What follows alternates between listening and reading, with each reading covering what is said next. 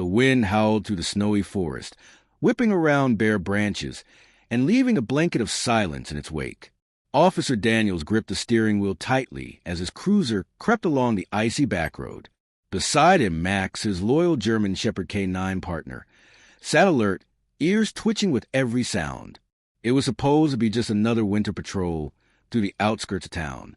Quiet, uneventful, but Max had other instincts. As they turned onto an old logging trail, Max suddenly rose from his seat, pressing his nose against the window. He let out a low, tense growl, not of aggression, but of alarm.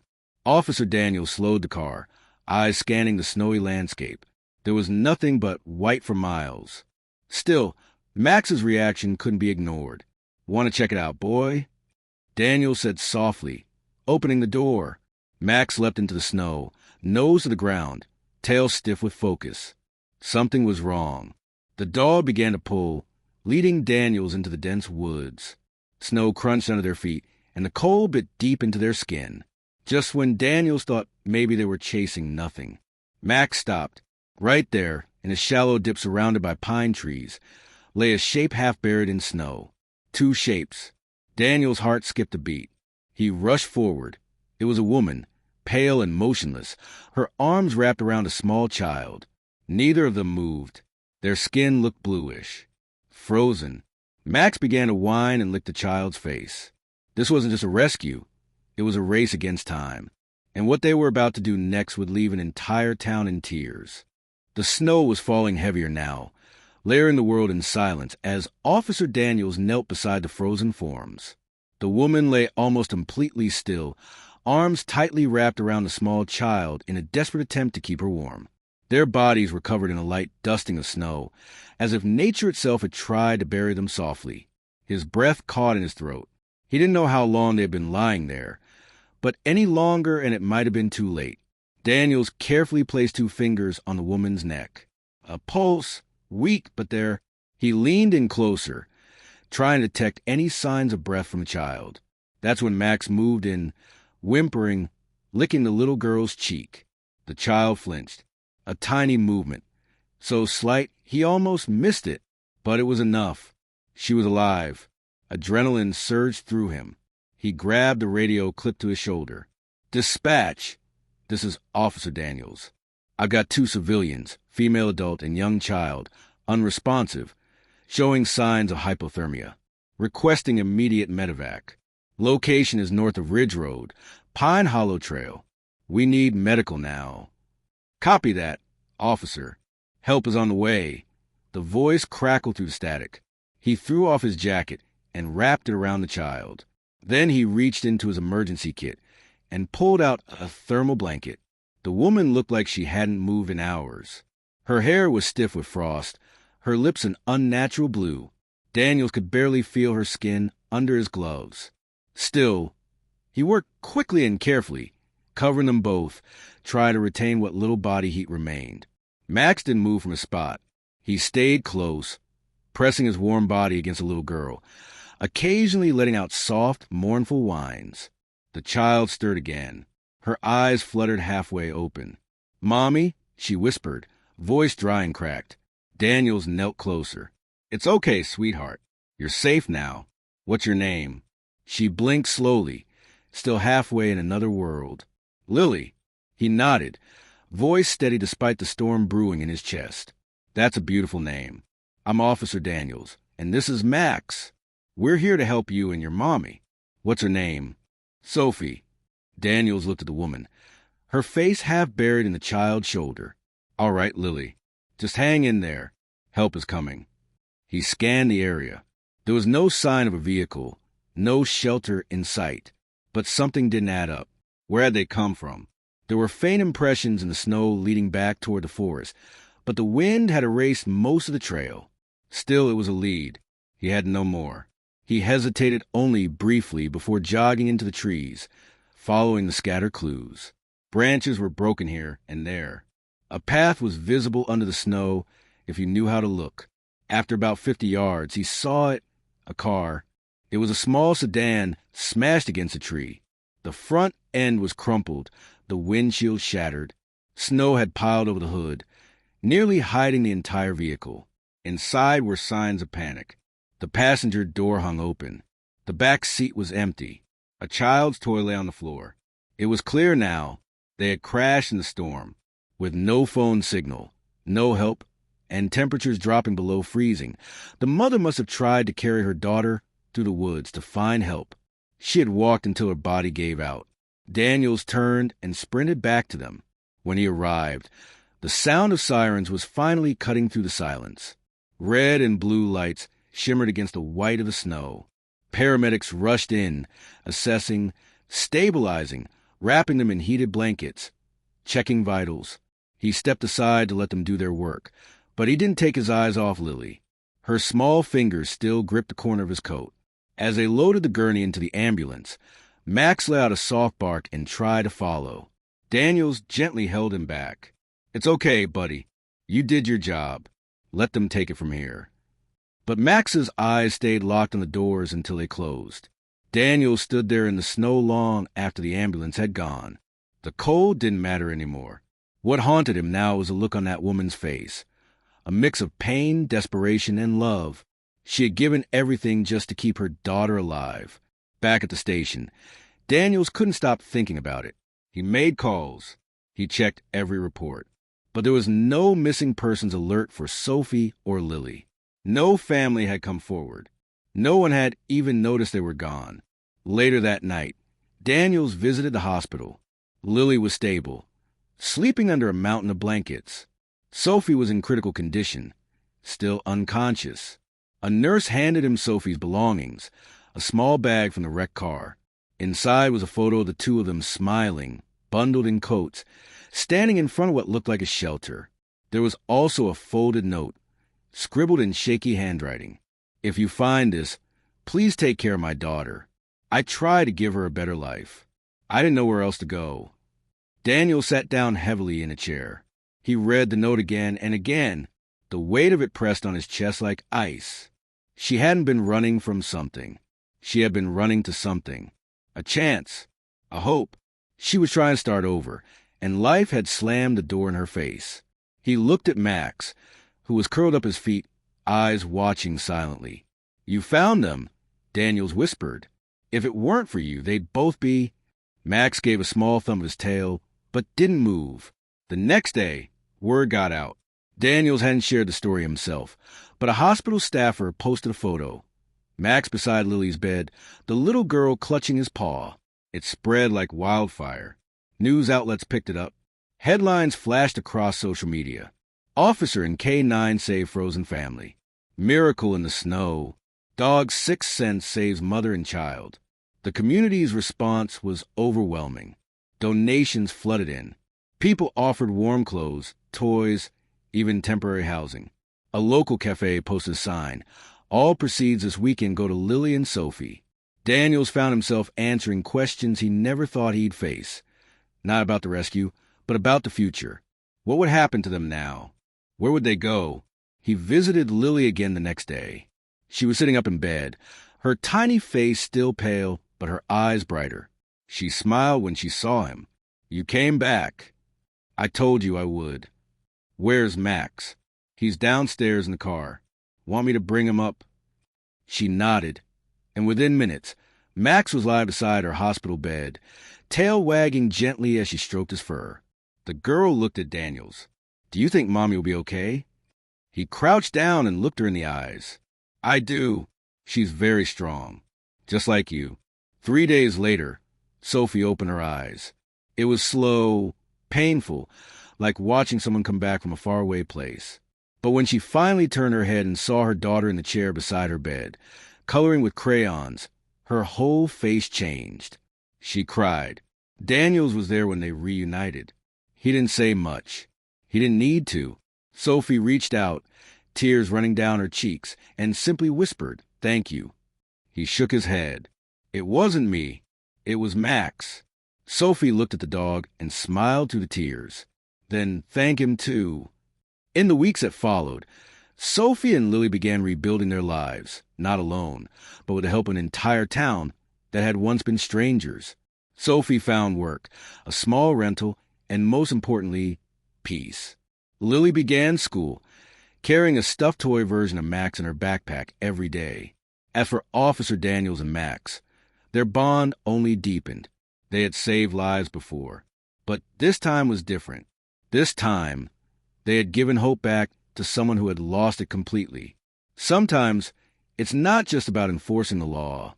Sometimes, it's about listening to the silent things, the instincts of a dog, the whisper of the wind, the faint heartbeat buried beneath the snow. And sometimes, those moments, they melt more than ice. They melt hearts. The snow had long melted from the trees, and the forest where Sophie and Lily were found now stood quiet, as if holding the memory in its roots. Spring was approaching. The bite in the air was softer now, the sun a little warmer, but the cold that had gripped Sophie's heart, the fear, the uncertainty, still lingered in the edges of her thoughts. She was alive, yes. Her daughter had survived. But how do you return to life after nearly losing it? Sophie stared out the window of her new apartment, a small, one-bedroom unit the town's crisis fund had helped arrange. It wasn't much. The paint was peeling in some corners, the furniture was secondhand, and the heater clanked when it turned on. But it was safe. It was theirs. That mattered more than anything. Lily played quietly on the floor behind her, building something with colored blocks, occasionally stopping to talk to her stuffed Max. It was a plush replica someone from the local pet store had given her, a toy German shepherd with floppy ears and a tiny badge sewed onto his collar. She took him everywhere, even slept with him under one arm every night. "Mommy," Lily said suddenly, "can I visit the real Max again?" Sophie turned, smiling gently. "Maybe soon, sweetheart. Officer Daniels said we can go see them again after your next checkup." Lily nodded, satisfied with that. Sophie's eyes drifted to the corner where a photo now sat on the counter. It was taken at the hospital. Daniels crouching beside Lily's bed, Max sitting loyally beside her, her little hand resting on his back. The moment had been quiet, full of unspoken gratitude. A single image that held 1,000 emotions. That dog hadn't just found them. He had felt them. As if something inside him had heard Sophie's silent cry, one she hadn't even spoken aloud. Days passed. Sophie settled into a new routine. She began cleaning offices at night, a job offered by a woman who'd seen her story in the news. Lily was enrolled in preschool, and every morning she'd wave goodbye, her backpack bouncing and her ponytail swinging side to side. Normalcy had crept in, the kind Sophie never thought she'd taste again. Still, she couldn't sleep easily. Some nights, she'd wake in a cold sweat, dreaming she was back in the forest, buried under snow, Lily slipping from her arms. Other nights, she dreamed of headlights, the crash, the crushing silence afterward. But always at the edge of those dreams was Max, a flash of fur, a soft bark, a warm breath bringing her back. One such night, she woke with a gasp. The clock blinked 2:37 a.m. Her heart pounded like a drum. She sat up and pulled the thin blanket tighter around her. Lily slept soundly beside her, her stuffed Max clutched in one hand. Sophie got up, walked into the kitchen, and made a cup of tea. She stood by the window again. The street was quiet. The world was sleeping. She thought of Daniels. Since the rescue, he'd stopped by the hospital a few times and once dropped off groceries at her apartment. He never stayed long. Always polite, always calm. But beneath that uniform, she saw the man. Kind, steady, tired in a way most people wouldn't understand. She wanted to thank him again, not just for finding them, but for what had followed, for giving them dignity, for not treating them like a story, but like people. The next day, she sent a note to the station. It was handwritten, simple. "Dear Officer Daniels and Max, thank you for not giving up. I don't know how you found us, but I know we wouldn't be here without you. Lily talks about Max every day. She says he's her hero. I agree. Please visit us when you have time. We'd love to see you again. Sophie." It was 3 days later when Daniels knocked on the door. Max stood beside him, wearing his service vest. Sophie opened the door, blinking in surprise, her heart skipping. Lily screamed with delight and ran straight into Max's waiting body, wrapping her arms around him as he nuzzled her cheek. Daniels smiled. hope this isn't a bad time." Sophie shook her head, stepping aside. "Not at all. Come in." He stepped inside, removing his cap. The apartment was small, modest, but full of life. Lily's drawings were taped to the walls. A tiny plant sat on the windowsill. It smelled faintly of cinnamon and laundry detergent. "You made it feel like home," Daniel said softly. Sophie nodded. "We're trying, one step at a time." They sat. Lily talked endlessly, telling Max everything he'd missed since the hospital. Daniels listened with quiet amusement while Sophie made tea. When Lily finally ran off to her room to show Max a picture she'd drawn, Sophie leaned toward Daniels. "I don't know how to repay you," she said quietly. "You don't have to." "No, I do. Because you didn't just save our lives. You changed them. People helped us, gave us things. But you saw us. You believed we were worth saving." Daniels looked at her for a long moment. "You were?" There was a silence between them then, warm and full. Not awkward, just honest. After that day, visits became more frequent. Daniels and Max stopped by every week. Sometimes for dinner. Sometimes just a walk with Lily to the park. Other times, just to talk. Max became part of Lily's world, and Daniels, slowly, became part of Sophie's. One afternoon, while they sat at a picnic table near the edge of the woods where everything had begun, Sophie looked out into the trees. "I was so afraid," she said. "I remember walking through those trees and thinking I wasn't going to make it. I thought I'd die holding her and no one would even know our names." Daniels didn't speak. He let her finish. "But then Max appeared. You appeared. And I realized maybe the world isn't always kind, but sometimes it gives you a second chance." Daniels nodded slowly. "Sometimes we don't know why we're drawn somewhere. We just listen. That's what he did, didn't he?" She looked down at Max, lying under the table. "He felt it," Daniels said. "I've worked with K9S for 10 years. But that day, Max was different. He pulled me like he was following a memory he hadn't lived yet." Sophie smiled through glassy eyes. "Maybe he was sent to find us." The air grew quiet between them, but not empty, filled with something unspoken. As the months passed, Sophie stood on her own more. She started helping at a local shelter, working with women who had gone through similar hardships. Her story, though painful, gave others hope. Daniels watched her from afar sometimes, watching as she walked confidently into buildings that once might have terrified her. Lily thrived. She drew stories about police dogs and heroes. Her teacher said she was curious and kind and brave. But it wasn't all easy. Sophie still had scars. So did Daniels. He had seen darkness in the line of duty, had made choices that haunted him. But Sophie and Lily gave him a glimpse of something he had nearly forgotten. Why he started this job in the first place. Not for arrests, not for reports, but for moments like this, for lives saved and changed. One night, Sophie called him, voice trembling. "Lily had a nightmare," she said. "She keeps crying. She says she wants Max." Daniels looked at the clock. It was past midnight, but he didn't hesitate. "We'll be there in 10 minutes. When he arrived, Lily rushed into his arms, then collapsed onto Max, who curled up beside her as if it was the most natural thing in the world. Sophie stood by, wiping tears from her cheeks. "I'm sorry," she whispered. "I didn't know who else to call." "You don't have to be sorry," he said. "You called the right person." That night, Daniels and Max stayed until Lily fell asleep. Sophie made coffee and they sat in the kitchen again, quiet, like that first night after the rescue. "I think," she began, then stopped. "I think maybe we were meant to be found." Daniels nodded. "And I think Max knew that before any of us did." She reached out, gently placed her hand over his. And in that moment, neither of them felt like a victim or a rescuer. Just two people who had been through something life-changing. Together, spring had fully arrived, and the world no longer looked like the place where Sophie and Lily had almost died.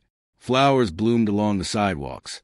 Kids played on sunlit lawns, and the heavy coats of winter were replaced by soft sweaters and laughter. But for Sophie, every warm breeze felt like a gift. a reminder that she had survived something unforgiving, something that could have taken everything. Life was different now. Still simple, still quiet, but filled with moments of healing. One Saturday morning, Sophie walked through the farmer's market with Lily skipping beside her. People recognized them now, not in a celebrity kind of way, but with warmth. A woman waved from a vegetable stand. A man offered Lily a small basket of strawberries, saying, "For our town's strongest little girl." Sophie smiled politely, still not used to the attention, but no longer shrinking from it. At the end of the market, standing beside a stand selling hand-carved wooden dog figurines, was Officer Daniels, or rather, Jack, as he had finally allowed her to call him. He wasn't in uniform today. Just jeans, a t-shirt, and that same calm smile he always wore.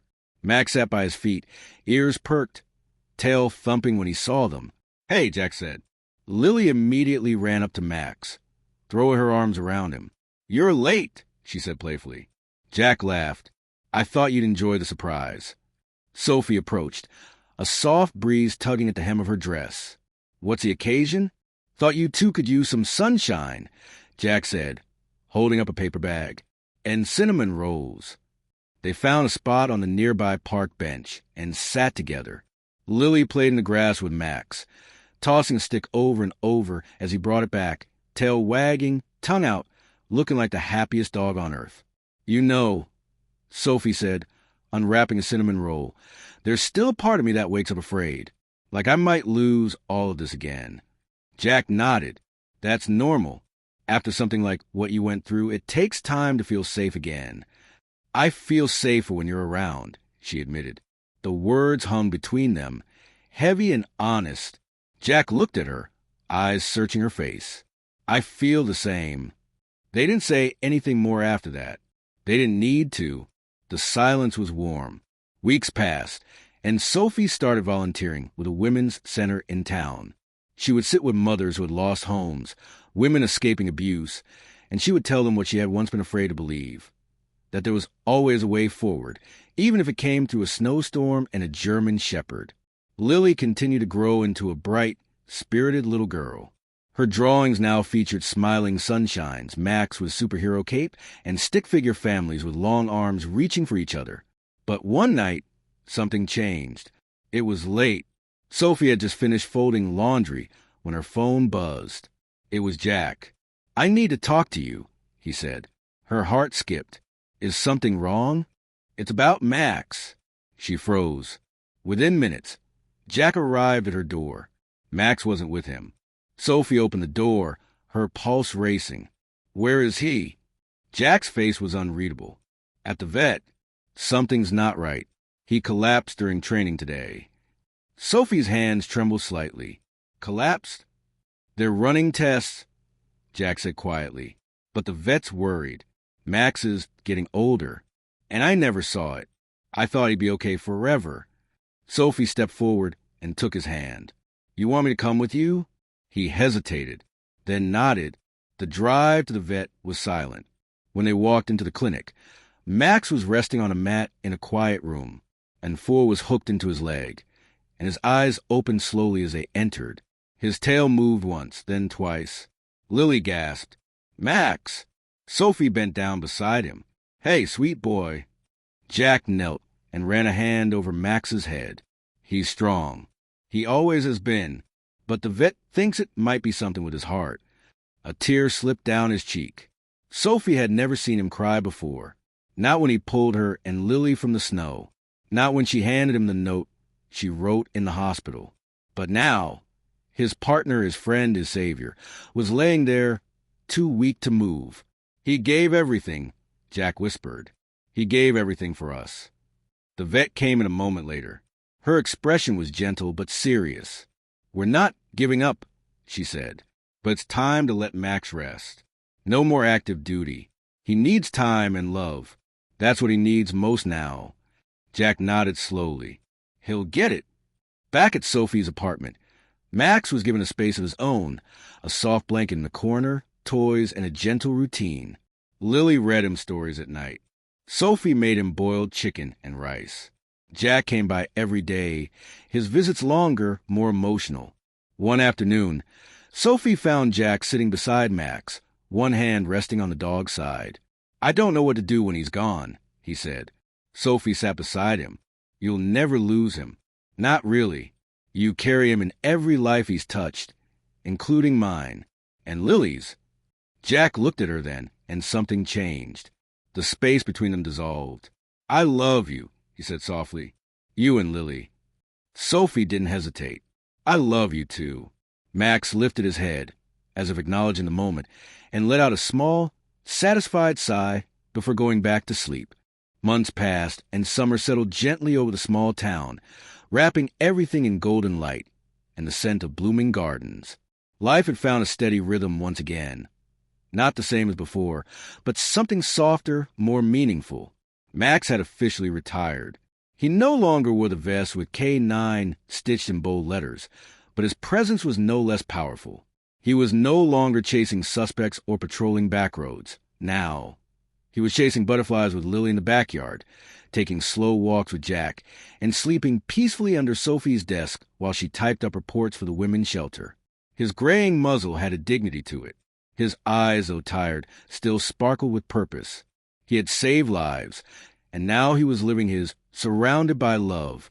Sophie and Jack had grown closer with each passing day. They still didn't talk about marriage or the future too much. They didn't need to. What they had was built on something deeper than plans or expectations. It was built on survival, on trust, on the warmth of a home once lost and now reborn. One evening, Sophie stepped outside onto the porch, a cup of tea in hand.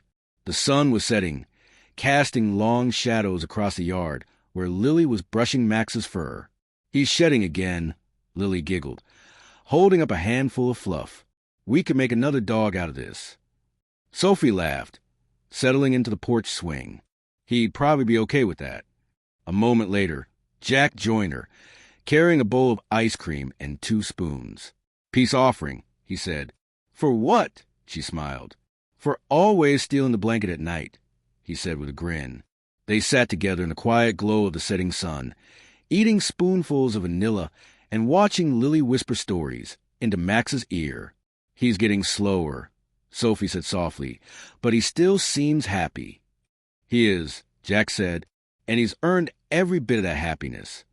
They watched as Lily gently placed a hand on Max's side. "Do you think he knows he's a hero?" she asked him across the yard. Jack stood up and walked over, kneeling beside her. "I think he knows. But more importantly, he knows he's loved."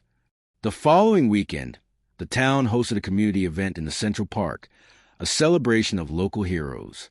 There were booths for the fire department, the women's shelter, and even the animal rescue center. Balloons danced in the wind. Children laughed on the grass, and banners hung high reading, "To those who gave us hope." Jack stood quietly beside Max, who had a new tag around his neck, Honorary Citizen of Gracewood. Sophie and Lily joined them shortly after, and the 3 stood side by side as the mayor stepped onto the small stage. "We gather today to honor those who serve our community," the mayor said. "But sometimes heroes don't wear uniforms.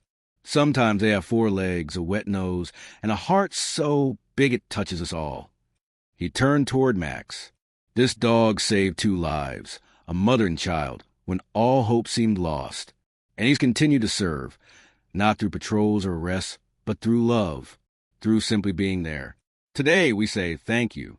The crowd erupted in applause. Max lifted his head, confused by the noise but wagging his tail gently. Sophie wiped a tear from her cheek. Jack placed a hand on Max's head and whispered something only the dog could hear. That night, back at home, Lily curled up on the couch beside Max, her tiny arms around his chest. "You're my best friend," she whispered. Max gave a soft sigh and closed his eyes. And then came the night when Max didn't get up. It was quiet, peaceful. Jack had fallen asleep on the couch. Sophie had put Lily to bed after reading her favorite story, the one where a brave dog saves a family from the snow. Max lay on his blanket, breathing slowly. Sometime before sunrise, he let out one final breath and was still. Jack woke up to find him there, curled as if asleep. He didn't cry, not right away. He simply sat beside him, running a hand through the fur one last time. When Sophie entered the room, she didn't need to ask. She dropped to her knees beside him and wept. They buried Max beneath the old oak tree in the backyard, the spot he loved most, where Lily had once tied a flower crown around his ears and declared him king of dogs. Jack carved a wooden marker that read, Max, loyal partner, fierce protector, gentle soul, forever in our hearts. In the weeks that followed, the house felt quieter, emptier, but not broken, because Max had given them more than his protection. He had given them the chance to become a family. Lily drew a picture one day and brought it to Sophie. Look, she said, it's Max in the sky. He has wings now. Sophie smiled, tears in her eyes. He's watching over us. And maybe he was. On windy days, when the trees rustled just right. On quiet nights, when they swore they heard a distant bark. In dreams where he was young again, racing through snowdrifts, leading them toward hope. Life moved on, slowly, tenderly. Jack eventually adopted another rescue dog, a shy but loyal German shepherd named Scout. Lily took to him instantly, though she still spoke of Max often, as if he were just away on patrol. Sophie continued her work, helping women rebuild, reminding them that even the deepest winters end in spring. And every year, on the anniversary of that snowy night, they placed fresh flowers beneath the oak tree, not in mourning, but in gratitude, because some angels walk on four legs. And sometimes, the coldest days bring the warmest miracles.